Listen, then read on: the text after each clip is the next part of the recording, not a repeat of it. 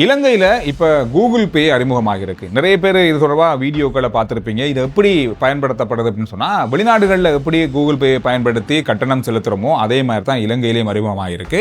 Commercial bank card, debit card அல்லது ATM card வச்சிருக்காங்க. Google பேயோட நீங்கள் அதை கனெக்ட் பண்ணிட்டு இந்த ஆப் மூலமாக இப்போ கார்டை கொடுக்காம போனை வைத்துக்கொண்டே நீங்கள் உங்களுடைய கட்டணங்களை செலுத்தலாம். இது வளமையாக இருக்கிற முறை தான். கூகுள் பே முதலாக இலங்கையில் வந்திருக்காங்க.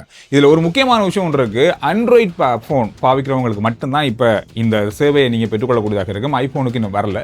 இந்த மாத கடைசி அல்லது அடுத்த மாத ஆரம்பத்தில் இது வரலாம் அப்படின்னு சொல்லப்படுது. அதோட அடுத்த மாதம் முதல் எல்லா பேங்க் கார்டுகளையும் நீங்கள் கூகுள் பேயில் கனெக்ட் பண்ணிவிட்டு ஏடிஎம் கார்டை பாவிக்காமல் எங்கே போனாலும் நாம் மொபைல் ஃபோனை வச்சுக்கொண்டு கட்டணங்களை செலுத்தலாம். அல்லது நாம் கட்டியிருக்கின்ற மணிக்கூடு, அதாவது ஸ்மார்ட் மணிக்கூடை வைத்துக்கொண்டு நீங்கள் கட்டணங்களை செலுத்தலாம். இது நிறைய பேர் இப்போ பாவிக்க ஆரம்பிச்சிருக்கீங்க.